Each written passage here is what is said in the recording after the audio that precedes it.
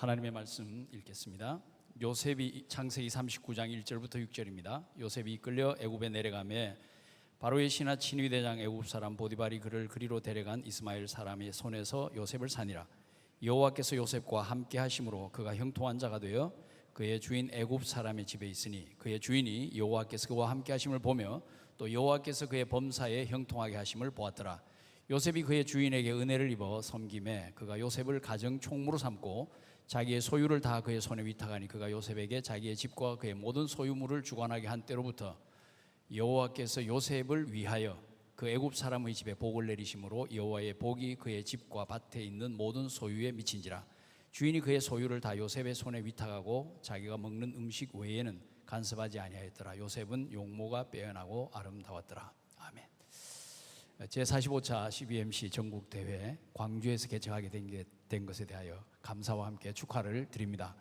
전국 각지에서 오신 모든 회원들, 가족분들에게 하나님의 은혜가 충만하기를 기원합니다. 사실 광주에는 훌륭한 목사님들이 정말 많이 계십니다. 저같이 부족한 사람이 설교해서는 안 됩니다. 그 얼떨결에 설교하겠다고 허락하고 나서 부담이 상당히 큽니다. 그저 하나님의 긍휼을 의지하고 이 자리에 섰습니다.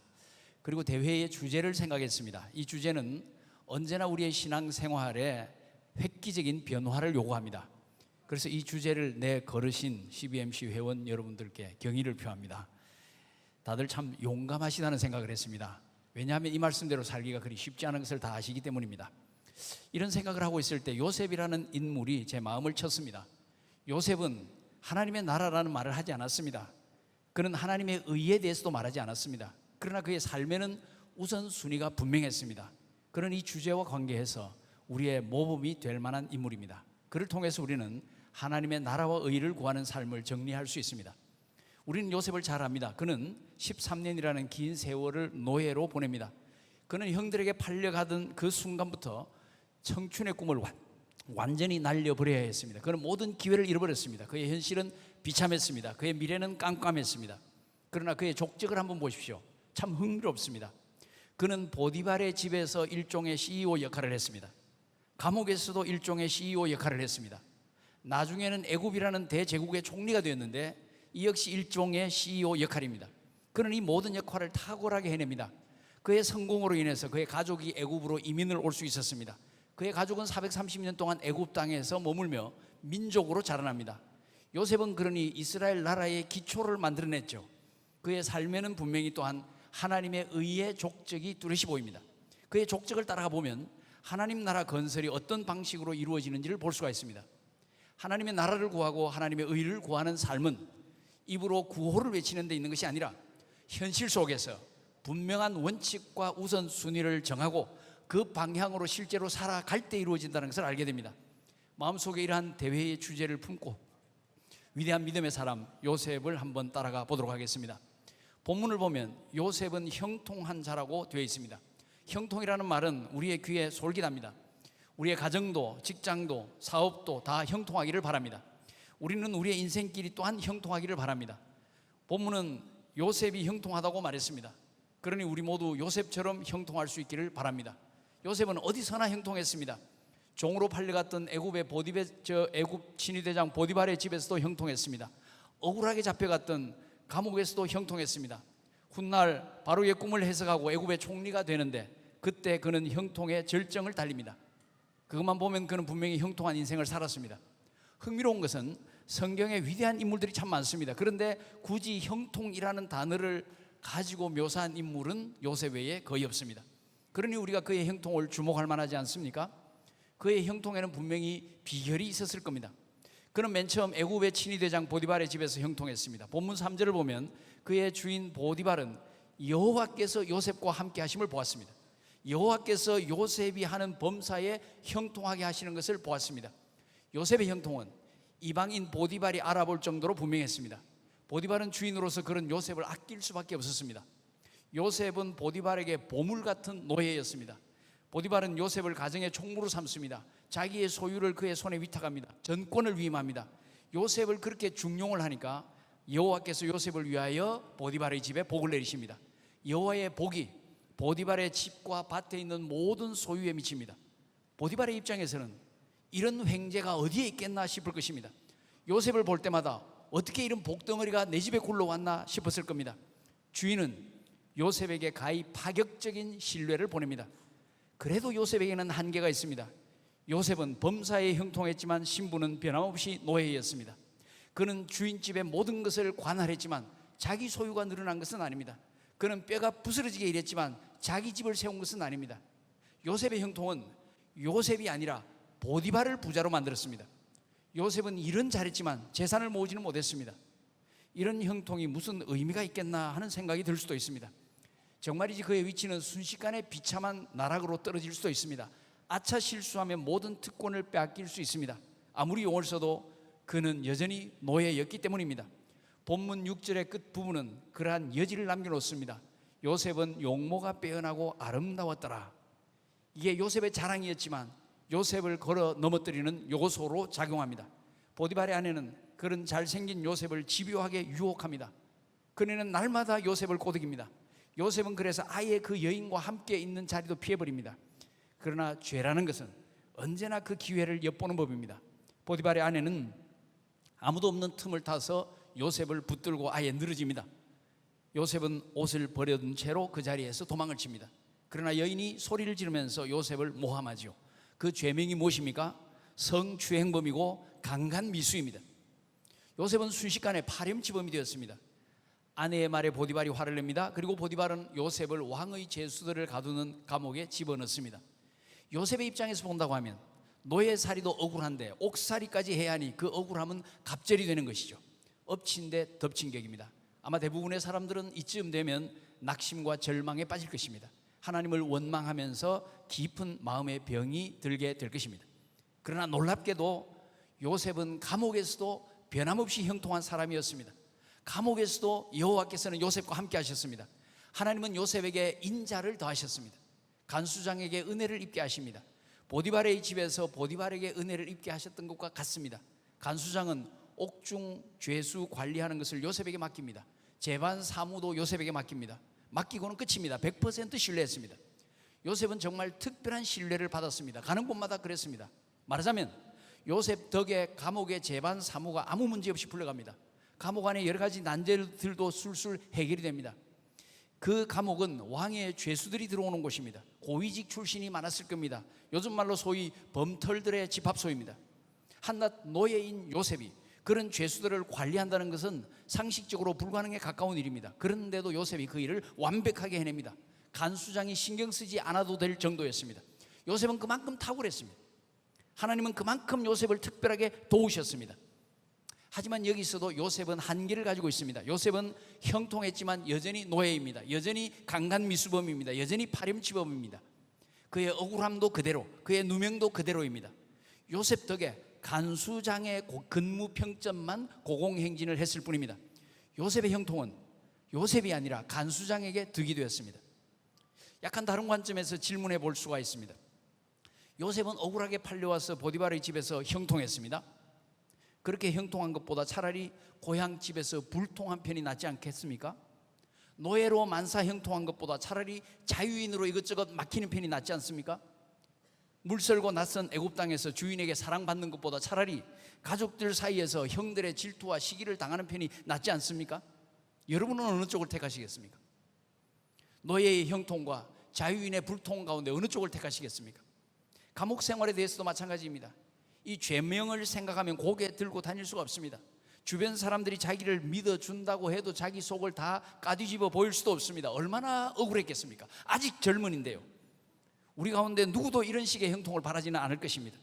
요셉은 형통했다고는 하지만 실제로는 점점 악화되고 있었습니다. 요셉의 형통은 점점 더 억울해진 상황 속에서의 형통입니다. 아무리 형통이 좋다고 해도 이런 형통을 좋아하기는 어렵습니다. 또 감옥에서 한 가지 사건이 있습니다. 그는 두 관원장의 꿈을 해석을 해줍니다. 그의 해석대로 술 맡은 관원장은 복직이 됩니다. 떡 굽는 관원장은 사형을 당합니다. 그는 술 맡은 관원장에게 자기의 사정을 말해 놓았습니다. 그렇지만 그는 복직되면서 요셉을 잊어버립니다. 요셉이 꿈을 정확하게 해석해 준 그 부분은 형통에 속합니다. 간수를 비롯해서 모든 사람이 그를 인정하고 존경하고 존중해 준 것은 형통에 속합니다. 그러나 복직된 관원은 요셉을 잊어버렸습니다. 관원이 요셉을 잊어버린 것은 불통에 속합니다. 요셉의 입장에서 보면 괜히 애쓰면서 꿈 해석해 준 셈이 된 겁니다. 그리고 행여나 좋은 소식 올까 쓸데없는 기대감을 가졌다는 것입니다. 요셉은 감옥에서 풀려날 기회를 놓쳤습니다. 얼마나 답답했겠습니까? 자, 그렇다고 해서 우리가 요셉의 형통이 아니라고 말할 수는 없습니다. 요셉의 형통을 보면서 오히려 우리가 생각하는 형통에 대한 생각을 교정을 해야 합니다. 우리는 성도의 형통이 무엇인지 배워야 합니다. 정리를 해야 합니다. 요셉의 형통을 보면서 우리가 가지고 있는 형통에 대한 생각을 바로잡아야 합니다. 성도의 형통이 무엇입니까? 요셉을 보면 성도의 형통은 어려움이 없는 형통이 아닙니다. 요셉을 보면 성도의 형통은 역풍이 있고 장애물이 있는 형통입니다. 요셉을 보면 성도의 형통은 억울한 상황이 있고 목숨이 위험한 상황에도 처하는 형통입니다. 요셉을 보면 성도의 형통은 죽을 고생하면서 얻는 형통이고 다른 사람이 얻는 덕이 훨씬 많은 그런 형통입니다. 그것은 억울한 노예살이 하면서 누리는 형통이고 억울한 감옥살이 하면서 누리는 형통입니다. 요즘식으로 적용해 봅시다. 예를 들어 직원인 내가 뭔가를 엄청나게 잘했습니다. 내 덕에 회사가 굉장히 많은 이익을 남겼습니다. 그런데 나는 공금횡령이라는 얼토당토하는 누명을 뒤집어 쓰고 좌천을 당했습니다. 바로 그런 식이죠. 본문의 형통, 성도의 형통, 요셉의 형통이 그런 식입니다. 이건 우리가 평소에 생각하는 형통과는 너무나도 다릅니다. 우리는 어려움도 없고 고난도 없는 형통을 꿈꿉니다. 우리는 모든 것이 술술 잘 풀리는 그러한 형통을 소망합니다. 무병장수하고 사업도 무조건 잘 되고 자식들 무조건 잘 되는 그러한 형통을 갈망합니다. 하지만 성경은 그러한 형통을 가르쳐 주지 않습니다. 요셉의 형통은 그런 형통이 아닙니다. 성도의 형통은 그런 형통이 아닙니다. 성도의 인생을 보면, 우리의 인생을 보면 형통이라고 말하기 어려운 때가 얼마나 많은지 모릅니다. 형통과는 정반대 요소들이 얼마나 많은지 그 수를 헤아릴 수가 없습니다. 우리의 인생길은 산 넘어 산이요 난관 넘어 난관입니다. 우리의 현실을 보면 만사 형통은 헛된 망상에 불과합니다. 그래서 어떤 이들은 만사 형통을 간구하면 그것은 기복신앙이라고 몰아붙여버립니다. 만사 형통을 기도하는 것은 무속신앙이나 같다고 비판합니다. 만사 형통 같은 것은 기도 제목이 되어서는 안 된다고 말합니다. 어떤 목사님이 설교하시면서 찬송가 384장을 언급하시는 것을 들은 적이 있습니다. 384장, 나의 갈 길 다 가도록. 우리가 다 잘 아는, 좋아하는 찬송가지요. 이 찬송가의 작시자는 앞을 보지 못하고 평생을 살았던 파니 제이 크로스비 여사입니다. 우리 찬송가에는 그분의 찬송가가 가장 많이 수록이 되어 있습니다. 이분의 찬송가는 우리가 그만큼 사랑하는 찬송가죠. 384장도 그분의 찬송가 중에 하나입니다. 그 목사님은 설교하시면서 찬송가 384장의 가사 한 부분을 비판합니다. 그분은 대략 이렇게 말씀하셨습니다. 1절 가사 뒷부분이 마음에 들지 않는다. 무슨 일을 만나든지 만사형통하리라. 어떻게 인생이 만사형통이냐? 이건 말도 안 된다. 이 가사는 틀렸다. 그렇습니다. 우리 인생을 돌이켜보면 만사형통이 아닙니다.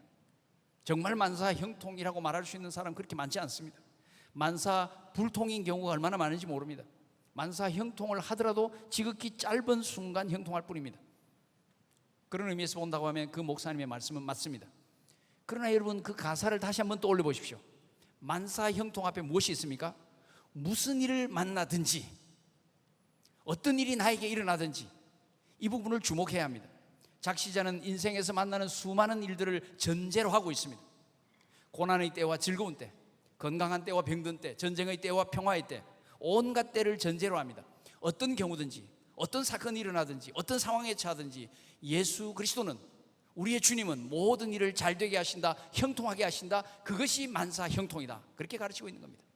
만사형통은 어려움이 없는 것이 아니고 어려움이 있더라도 형통하는 것입니다. 요셉처럼 억울할 때도 파렴치범의 누명을 덮었을 때도 형통할 수 있는 겁니다.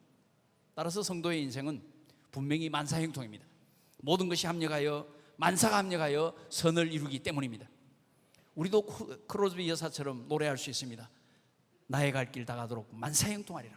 단 만사형통은 무조건 좋은 일만 생기는 것이 아닙니다. 무조건 부자 되고 무조건 성공하고 무조건 건강하고 무조건 장수하는 것이 아닙니다. 어떤 일을 만나더라도, 어떤 일을 만나도 형통하다. 어떤 상황에서든지 하나님은 결국 형통의 길로 인도하신다. 요셉처럼 억울한 상황에서도 우리는 형통한 삶을 살 수 있다는 의미입니다. 이런 형통을 우리가 받아들인다고 하면 이제 질문해야 합니다. 요셉은 도대체 어떻게 해서 그런 형통한 인생을 살 수 있었던가? 어떻게 그는 형통한 사람이 될 수 있었던가? 본문은 이렇게 정리합니다. 2절 여호와께서 요셉과 함께 하심으로, 3절 여호와께서 그와 함께 하심을 보며 5절 여호와께서 복을 내리심으로 여호와의 복이 미친지라. 요셉이 형통했던 이유, 여호와께서 그와 함께 하셨기 때문입니다. 요셉이 형통했던 이유, 여호와께서 그에게 복을 내리셨기 때문입니다. 요셉이 어디를 가든지 하나님이 주도적으로 움직여서 그를 붙잡아 주셨고 그를 축복하셨고 그 때문에 다른 이들에게 복을 내리셨습니다. 그 다음 떠오르는 질문이 있습니다. 하나님께서 무조건 요셉과 함께 하셨을까요? 무조건 요셉을 이쁘다고 하셨을까요? 형통하게 하셨을까요? 요셉 편에서는 아무것도 잘한 것이 없을까요? 그렇지 않습니다. 요셉을 형통하게 했던 열쇠가 본문 다음 9절 끝부분에 나옵니다. 그런즉 내가 어찌 이 큰 악을 행하여 하나님께 죄를 지으리까? 여인의 유혹에 대해서 단호하게 그는 이렇게 말합니다. 내가 어찌 이 큰 악을 행하여 하나님께 죄를 짓겠느냐? 바로 이것이죠. 우리는 이번 대회 주제와 관계에서 여기에 주목해야 합니다. 요셉의 자세는 분명합니다. 하나님 앞에서 죄 짓지 않겠다. 그는 하나님 앞에서 신전인격자로 살았습니다. 하나님 앞에서 의롭게 살기로 결심했고 그렇게 살았습니다. 고향에 있든지 타향에 있든지 노예살이 하든지 감옥살이 하든지 그의 자세는 변함이 없었습니다. 이것이 하나님의 마음을 움직인 겁니다. 이것이 요셉이 어디를 가든지 형통하게 했던 이유입니다. 이것이 어떤 난관 속에서도 요셉이 형통한 사람 되었던 이유입니다. 이 때문에 하나님은 요셉을 통하여 보디발에게 복을 주셨습니다. 이 때문에 하나님은 요셉을 통하여 간수장에게 은혜를 베푸셨습니다. 이 때문에 하나님은 요셉을 통하여 애굽에 복을 내리셨습니다. 바로 이 때문에 하나님은 요셉을 통하여 야곱의 온 집안에 복을 내리신 겁니다. 요셉 때문에 그렇게 이스라엘의 기초가 만들어집니다. 결국은 요셉 자신의 인생도 최고가 되었습니다. 그는 수백 년 후에 자기 해골까지 출애굽시킬 수 있었습니다. 완전 무결한 인생 마무리를 지었던 겁니다. 이제 우리는 요셉 이야기의 결론을 떠올립니다. 그는 바로왕의 꿈을 해석해 줍니다. 옛날 술 맡은 관원장의 꿈을 해석해 준 것이 불필요했던 것이 아닙니다. 그것이 헛수고가 아니었습니다. 관원장은 딱 맞는 때에 그를 해내고 추천했습니다. 옛날에 관원장이 요셉을 잊어버린 것이 오히려 잘 된 겁니다. 역추적을 해본다고 하면 옛날에 형들에게 팔린 것이 잘 된 거죠. 누명 쓰고 감옥 간 것이 잘 된 것이죠. 이해가 되십니까? 그걸 볼 수 있어야 합니다. 요셉은 순식간에 애굽의 총리의 자리에 오릅니다. 그런 애굽의 위기를 해결해냅니다. 그 근처의 여러 나라들 여러 민족들의 위기를 깔끔하게 해결해냅니다. 바로의 왕권을 더욱 튼튼하게 다져줍니다. 애굽이라는 나라는 위기의 때에 요셉의 리더십에 의해서 더 막강한 나라로 기초가 세워집니다. 나아가서 그것을 계기로 해서 요셉은 형제들과 재회합니다. 그의 아버지와 온 가족을 다시 만나고 그들을 애굽의 고센 땅에서 머물게 합니다. 그 가족이 430년 동안 애굽에 살면서 자손이 번창합니다. 민족을 만듭니다. 복잡한 상황에서 잠시 애굽에서 피난살이 한 것입니다. 그리고 튼튼한 민족으로 자라게 된 것이죠. 그리하여 모든 것이 해피엔딩이 될 수 있었습니다. 이제 우리는 대회 주제와 관계에서 다음과 같이 마무리를 지을 수 있습니다. 자, 요셉을 보십시오. 그는 내일 일을 염려하지 않았습니다. 그는 먹고 입는 문제를 염려하지 않았습니다. 요셉이 미래의 문제에 대하여 고민하고 괴로워한 흔적이 성경에는 기록되어 있지 않습니다. 그는 억울한 상황에 처했지만 그걸 가지고 투덜거리지도 않았습니다. 계속해서 힘들었지만 묵묵히 자기에게 주어진 일을 감당했을 뿐입니다. 그의 태도는 변함이 없었습니다. 그는 깨끗하게 살았습니다. 죄짓지 않기 위해 최선을 다했습니다. 언제나 하나님 앞에서의 삶을 살았습니다. 하나님 앞에 죄짓지 않겠다. 바로 이것 아닌가요? 그것은 하나님의 의를 추구하는 삶 아닙니까? 그렇게 살 때 그는 형통했지요. 보디발도, 간수장도, 바로왕도, 애굽의 온 나라도 여호와께서 요셉을 통하여 역사하시는 것을 볼 수 있었습니다. 나중에는 요셉의 형도, 아버지도, 온 가족들도 하나님께서 요셉을 통하여 역사하시는 것을 보았습니다. 이러한 것들은 요셉을 통하여 보디발의 집에 하나님의 나라가 임한 것 아닌가요? 이러한 것은 요셉을 통하여 그 감옥에 하나님의 나라가 임한 것 아닌가요? 이것은 요셉을 통하여 애굽 땅에 하나님의 나라가 임한 것 아닌가요? 이것이 우리에게 도전하지 않습니까? 우리도 우리를 통해서, 우리의 깨끗한 삶을 통해서 우리의 가정과 우리의 사업장에 하나님의 나라가 임하도록 해야 되지 않겠습니까? 우리도 우리를 통해서 우리가 살아가는 이 사회에 하나님의 의가 이루어지도록 해야 하지 않겠습니까? 요셉처럼 하나님 앞에서 의롭게 살기로 결단하십시오. 깨끗하게 살다가 깨끗하게 하나님 앞에 가기로 결단하십시오. 그러면 우리의 삶을 통해서 하나님의 의로우심이 나타날 것입니다. 그리고 하나님은 우리를 사용하셔서 그의 나라를 확장시켜 가실 것입니다. 요셉처럼 깨끗하게 사시길 바랍니다. 그리하여 하나님의 나라를 확장시키고 하나님의 의를 아름답게 드러내는 모든 CBMC 회원들과 성도들 다 되시기를 예수님의 이름으로 축복합니다. 기도하겠습니다. 고마우신 아버지, 감사를 드립니다. 요셉처럼 깨끗하게 살다가 깨끗하게 하나님 앞에 가는 저희들이 되게 하여 주시옵소서. 언제 어디서나 신전 인격자로 살게 하여 주시옵소서. 요셉을 통하여 보디발의 집에, 감옥에, 애굽 땅에 하나님의 나라가 임하고 하나님의 의가 나타났던 것처럼 오늘 이 자리에 머리 숙인 귀한 종들을 통하여 일터에, 사회에 하나님의 나라가 임하고 하나님의 의가 이루어지는 역사가 일어나게 하여 주시옵소서. 대회 마칠 때까지 주의 영이 강력하게 역사해 주시기를 간절히 바라오며 예수님의 이름으로 기도하옵나이다. 아멘.